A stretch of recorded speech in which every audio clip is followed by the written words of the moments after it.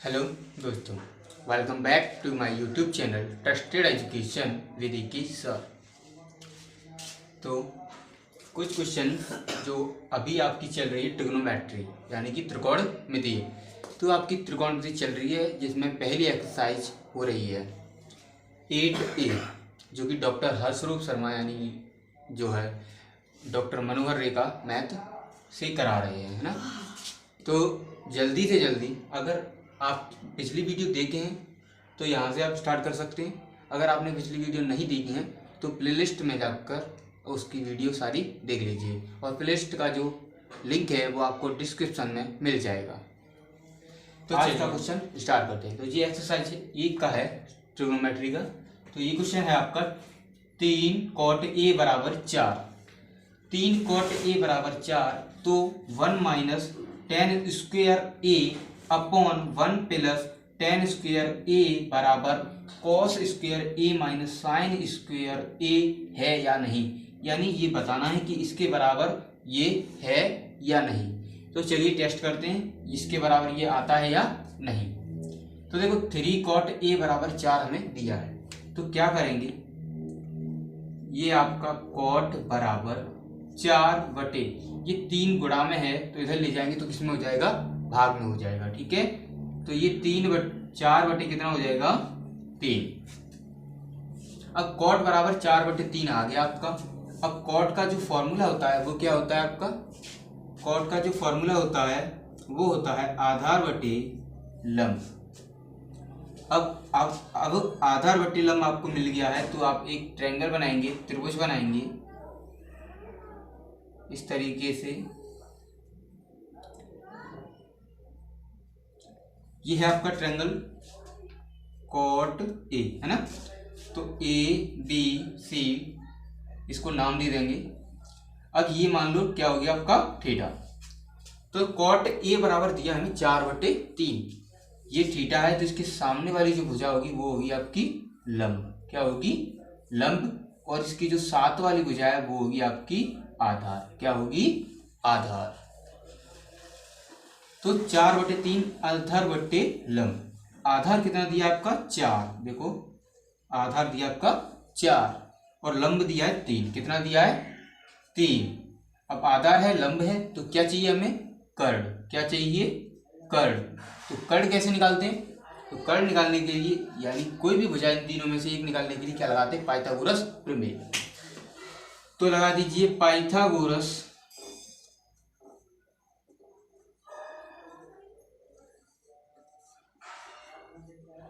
प्रमेय, जो कि होती है आपकी कर्ण का वर्ग बराबर लंब का वर्ग प्लस आधार का वर्ग। तो कर्ण का वर्ग आपको निकालना है, यानी कि कर्ण आपको निकालना है, तो कर्ण का वर्ग हो जाएगा बराबर लंब का वर्ग। तो लंब आपका दिया हुआ है 3, तो ये हो जाएगा आपका 3 का वर्ग प्लस आधार दिया हुआ है आपका 4, तो ये हो जाएगा आपका 4 का वर्ग। तो कर्ण का वर्ग बराबर 3 का वर्ग 9 प्लस 4 का वर्ग 16। तो कर्ण का वर्ग बराबर कितना हो जाएगा, 25। 16 और 9 कितना होता है, 25। तो कर्ण का वर्ग, तो कर्ण बराबर कितना हो जाएगा, 25 रूट में। तो कर्ण बराबर कितना निकल के आएगा आपका 5। कितना निकल के आएगा, 5। ये आपकी जो भुजा है कर्ण। तो सबसे बड़ी भुजा निकल के आ गई आपकी, कितनी निकल के आई है, 5। अब देखो लंब, आधार और कर्ण तीनों भुजाएं मिल गई। अब इस क्वेश्चन को हम सॉल्व कर सकते हैं। तो पहले क्या करते हैं, हम LHS लेते हैं। क्या लेते हैं, LHS। तो पहले LHS चेक करते हैं, उसके बाद RHS चेक करते हैं। बराबर आता है तो हमारा बराबर है, और नहीं आएगा तो हमारा बराबर नहीं है। तो चलिए चेक करते हैं। चेक करने के लिए आपको tan A cos A sin A, यानी कि tan A cos A और sin A की वैल्यू पता होना चाहिए। तो tan A की वैल्यू निकालते हैं, पहले यहां पर निकालते हैं। ठीक है, tan A बराबर क्या होता है, आपको जल्दी बताओ इसका फॉर्मूला क्या होता है, लंब बटे आधार। तो देखो लंब कितना है 3, लंब कितना है 3 और आधार कितना है 4, आधार कितना है 4। अब देखो tan A आपको मिल गया, अब क्या निकालोगे, कॉस ए। तो कॉस ए का फॉर्मूला क्या होता है, आधार बटे कर्ण। तो आधार आपका कितना है, देखो यहाँ पर 4 है और कर्ण कितना है आपका 5। ये हो गया आपका। अब देखो साइन, तो साइन देखोगे, साइन ए बराबर साइन ए का यानी साइन थीटा का फॉर्मूला क्या होता है, लंब बटे कर्ण। तो लंब बटे कर्ण, तो लंब कितना, देखो यहाँ पर लंब है आपका 3 और कर्ण है 5, तो ये हो जाएगा आपका 3/5। ये वैल्यू आपको मिल गई। tan a की, cos a की, sin a की वैल्यू हमें चाहिए इस क्वेश्चन को करने के लिए। तो आपने यहाँ से निकाल ली tan a, cos a और sin a की वैल्यू हमने निकाल ली। अब क्या करेंगे, इस क्वेश्चन को सॉल्व करेंगे। तो पहले लेते हैं LHS। तो हम पहले LHS लेते हैं। क्या लेते हैं, LHS। तो LHS आपका होगा 1 माइनस के tan का वर्ग अपॉन 1 प्लस tan का वर्ग ए। ठीक है, अभी आपकी LHS ले ली, LHS को करते हैं सॉल्व। तो देखो यहां हो जाएगा 1 माइनस के, अब tan स्क्वायर ए यानी tan ए की वैल्यू कितनी है, tan ए की वैल्यू है 3/4। तो tan ए की वैल्यू आपको 3/4 पुट करनी है और इसका करना है स्क्वायर। क्या करना है, स्क्वायर। अब ये देखो 1 प्लस, अब tan a की वैल्यू कितनी है, 3/4 का वर्ग बराबर 1 माइनस 3 का जो वर्ग होगा वो होगा 9/4 का वर्ग होगा 16 बटे। अब यहां देखिए, यहां भी वही होगा, 1 प्लस 3 का वर्ग होगा 9 और 4 का वर्ग होगा 16। अब बस क्या करना है, इसे सॉल्व करना है। तो देखो इसे 1/, मान सकते हैं, यहाँ पर भी 1/, में मान सकते हैं। तो इस भिन्न को सॉल्व करोगे तो देखिए 16 एकम 16 और 9 एकम 9, तो ये हो जाएगा आपका 16 माइनस के 9 बटे 16 एकम 16 अपॉन, ऐसे इधर करेंगे 16 एकम 16 और 9 एकम 9, तो 16 प्लस 9 अपॉन 16 एकम 16, तो ये 16 हो गया। ठीक है, ये 16 से 16 कैंसिल हो जाएगा। अब क्या बचा आपका, 16 में से 9 जाएगा, कितना बचेगा 7, और 16 और 9 कितना हो जाएगा 25, कितना हो जाएगा 25। तो ये आपका आंसर हो जाएगा LHS। हमारी जो LHS है वो कितनी निकल के आ गई, 7/25। अब चेक करते हैं कि जो cos square minus sine square कितना निकल के आता है, तो जल्दी से इसे भी चेक कर लेते हैं। चलो अब यहां लेते हैं हम RHS। तो RHS है आपका cos स्क्वायर ए माइनस की साइन स्क्वायर ए। तो cos स्क्वायर ए यानी cos ए की वैल्यू कितनी है, cos ए की वैल्यू है 4/5। तो लगा दो 4/5 का स्क्वायर माइनस की साइन ए की वैल्यू कितनी है, साइन ए की वैल्यू है 3/5, 3/5 का स्क्वायर।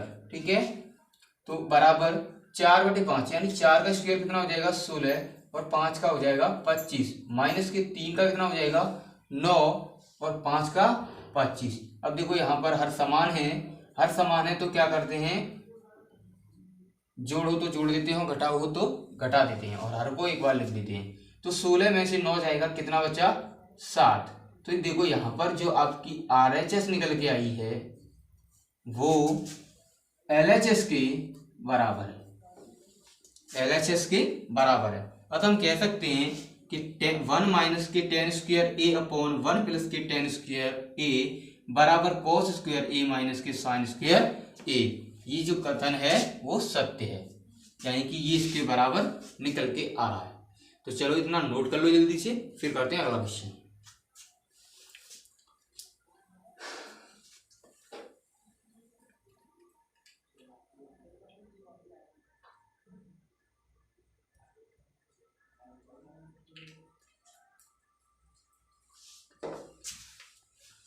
चलो मैं इसे करता हूँ।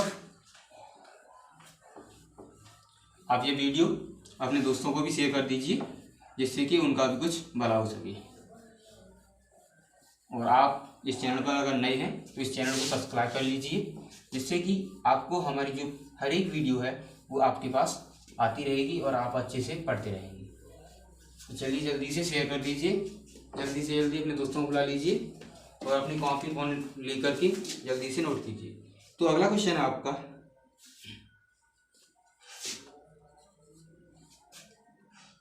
त्रिभुज ए बी सी में जिसका कोण बी समकोण है, यानी एक त्रिभुज है ए बी सी जिसमें से बी कोण है, तो कोण बी कैसा है 90 डिग्री, या क्या कह सकते हैं हम समकोण। तो एक त्रिभुज है एबीसी जिसमें कोण बी 90 डिग्री यानी कि समकोण है, और इसमें दिया हुआ है ए बी बराबर 24 सेंटीमीटर, ए बी बराबर 24 सेंटीमीटर और BC बराबर दिया हुआ है, BC बराबर दिया हुआ है 7 सेंटीमीटर। तो निम्नलिखित का मान ज्ञात कीजिए। तो पहला sign A cos A, first है आपका साइन ए कॉस ए, तथा साइन सी, सेकंड है आपका साइन सी कॉस सी। ये वैल्यू आपको सॉल्व करनी है, इसकी वैल्यू आपको निकाल के रखनी है। तो देखो त्रिभुज दिया है एबीसी, तो कोई त्रिभुज बना लेते हैं।